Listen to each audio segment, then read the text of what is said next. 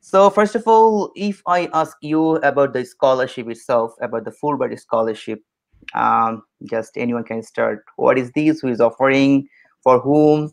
And then what is it covers, etc. Fulbright Scholarship is sponsored by the State Department, like the comes from the U.S. State Department. So it's an implemented in many countries. It's a worldwide program. Mhm. Some countries like Iraq, Armenia, and Russia, I think Ukraine, um, many different countries in the Middle East, Latin America, in Africa. So they apply for this scholarship depending on the criteria, the process. Sometimes the criteria is the same, maybe slight changes in every country, but it's basically a target youth, like youth professionals. Like for example, you have to have at least 2 years of work experience in your field or other field. But in general, it. So the aim of this is just is exchange program. It's like sometimes in my case we are doing the master, but there's PhD. There are other program like that you can apply for. So we are gonna focus on the master program because this is the Fulbright Scholar Master program that we are coming from my country, from Iraq. So this is one of the biggest like opportunities in Iraq. Like the Fulbright Scholarship is very important. Is very prestigious, as you said. It's thousands of people applying every year to this scholarship. Not many get it because there are a lot of process you get into to get this scholarship is very, very competitive comparing to other scholarships because it's fully funded. So you don't have to pay anything, any penny, that even your travel expense are covered. So this is one of the biggest things that about Fulbright scholarships, that they select what they call the best of the best. And these people who come to the US, that they come with ambitions, they come with ideas and aims and goals with them. And not only about the studying, it's also about the cultural experience. Very important for Fulbright scholars to be engaged Mhm. in the community. It's like they see like one of the qualities they are looking for in your applications, in the interviews, in your exams, in your statement is all about how you can cope and adapt when you travel to the US. How can you overcome the cultural shock, what they call the cultural shock, because so many different aspects, so many different things that you're gonna see or you're gonna experience. So the basic that you have to have what called strong personality Mhm. that you can adapt in engaging the community. Okay. Hayasa, if you have anything to add with that, with Amal. Yeah, I will add and I will second Tanin and Amal that the Fulbright program is the largest US exchange program, and it's currently it is operating in 160 countries, and its awards rate is at 20%. So we are, as we our target group is Bangladesh, people in Bangladesh. So I will encourage you, if you are interested in Fulbright and if you want to apply to Fulbright, please check the websites of U.S. embassies in your country, because the website of U.S. Embassy is the focal point of getting information from Fulbright about deadline and its application process. Generally, if we are talking about the application process and we are talking about what scholarship covers, so I will say that criteria somehow it's the same for all the countries. So you need to be, as Amal mentioned, you need to have experience, and your experience should be based on towards the community works. So the Fulbright committee should feel that you are assigned to community of your community, and accordingly, if you are pursuing your professional goals, I believe today's meeting will be based on and will cover much more foreign student program. Mhm. study program, because Amal and I, we are pursuing our goals, professional goals within that program. So concerning of student program, Fulbright foreign student program, it is gives you chance to pursue master degree or PhD in the current field, what you think. And I have seen that there has been a one comment. It says, "Can we study humanities for Fulbright?" Yes, you can study humanities in Fulbright, and yeah. Thank you, guys. So, if I want to be specific about the criteria, so the number one is considered like I think you need to have a bachelor degree first, right? Yeah, that's true. And then is there anything like with the CGPA or something like that? Is there any bar for the CGPA? Generally, concerning the criteria, I will come from the other point, Tai. So many people are wondering if they need to have a high GPA Mm-hmm. to apply to Fulbright. No, you don't need to have a high GPA, because even people having the highest GPA, they are not awarding with Fulbright program. Fulbright program is beyond the how to say, it's beyond the traditional criteria. So Fulbright committee are looking for people who are committed to their countries, committed to their communities, and wants to bring change, and have already seen that there is a gaps in their countries, and they want to try to fix it. So concerning the criteria, no, there isn't like any. You need to have a GPA, high GPA, or you need to have a like. The one of the criteria, the first one might be in an internal way.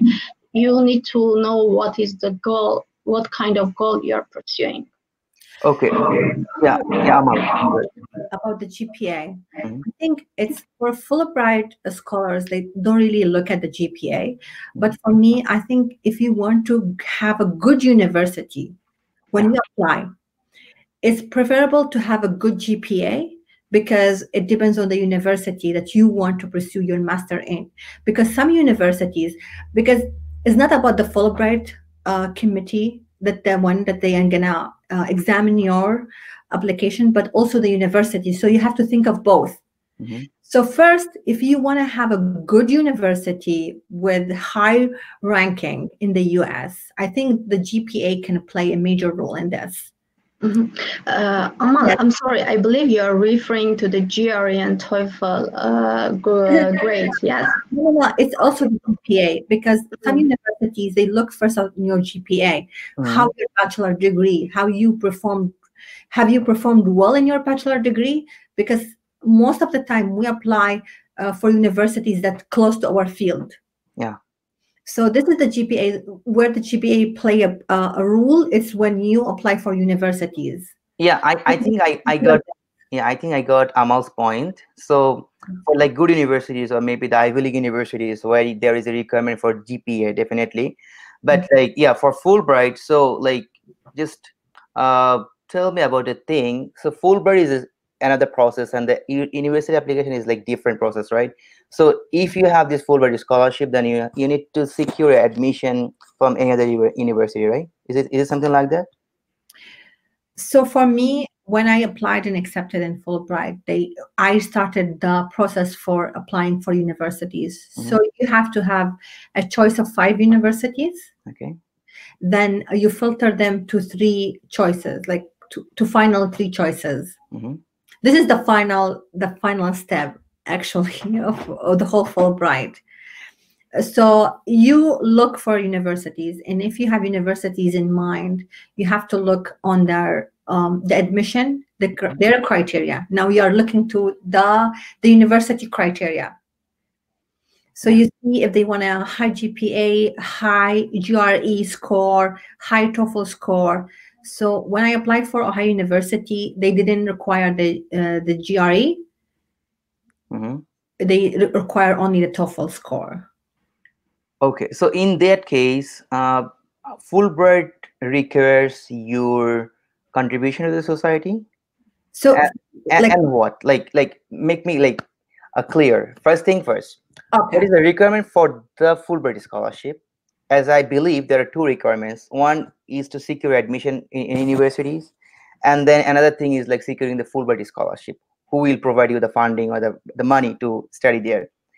Oh, So in terms of the requirement for the Fulbright scholarship, what are those?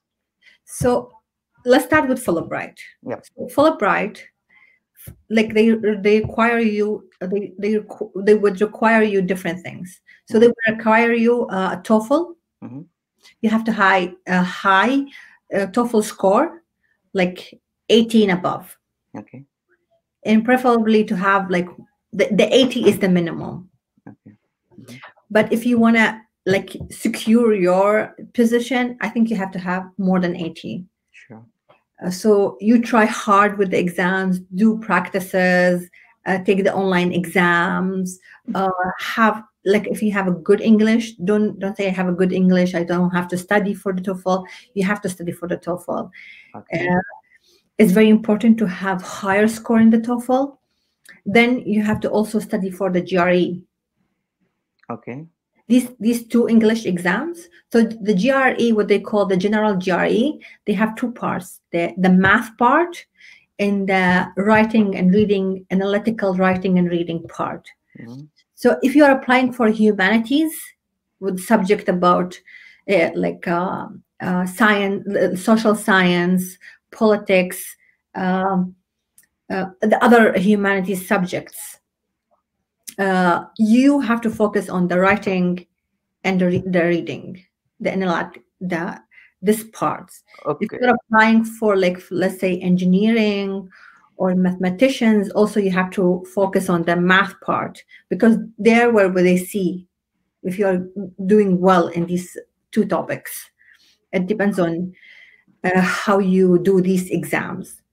So these the main things in Main things for Fulbright, for to be Fulbright. selected for the Fulbright. This is the main two exams. Okay. And I would like to add something, Tanin. Mm. When we are referring to the application of Fulbright, we need to we need to consider that the application process is different for the other countries. For example, I'm coming from Armenia. How I did my Fulbright, how I started my Fulbright. I saw in that there is an announcement in a U.S. Embassy website. I started the process. The process is telling like that I need to register online. I need to fill out the online application and attach my CV, attach a personal statement, and attach 3 recommendations. Okay. And also to mention 5 universities where I would like to pursue my current academic goals. Okay. So I mentioned after that procedures, when the commission screened the applications, they invited to me interview, and then they started nominated me in the State Department. I've been the nominee of the Fulbright program, and after it, I started to prepare for GRE and TOEFL exams. But what I want to mention, I haven't been in part of any. I haven't tried to bring my opinion in which university I want. My willingness which university I want has only been highlighted in my application process, because after the application process, it is the Fulbright Commission with the help of mediator organization. For example, in my case, is the International Institute of Education. They are starting to mediating and they are starting to cooperate with the possible universities and to try sending offers saying like, hey, do you want to have Hayasa from Armenia in your university? And someone says yes, someone says no. In my case, for universities says yes. So yeah, if somehow it answers your question. Yeah, I think like it's very different for different countries, right? Yeah. Because like you got nominated first and then you go for the other process. But for Amal, I think she was prepared with like scores and everything, and then she applied and he got accepted for Fulbright and for university, right? Yes. So in my case, I went to like the interview was the last. The interview was the one before the last. Okay. So the last was the admission for the universities. If you secure admission, you get the fund. If you don't secure admission, you don't get the fund. So securing university was up to you, right, for Amal? And for Hayasa, there was a mediator, isn't it? Yeah, yeah, So yes. for Mine me, is IIE. so I for Okay. haven't me, done anything. There has been, I'm sorry, Amal, there has been an advisor, Okay. like advocating on my behalf. I haven't like been part of it. Okay. so Yeah. in my case, I applied for the universities, but Mhm. the negotiation was with the Fulbright. Okay. But I applied. I did the whole applications for myself. Okay, great. So I think you're a special one because you have been selected like from a pool of applicant, as far I believe, because like Fulbright is also extremely competitive in my country. Yeah. So the viewers who are like watching us at this moment, I think you also know about the process of Bangladesh. It's like processed by the US Embassy in Dhaka, and then you'll get like the sort of circular by their website, and you need to apply. So I think for Bangladesh, I will have another session maybe with the Bangladeshi Fulbright scholars. They can focus on the preparation and everything.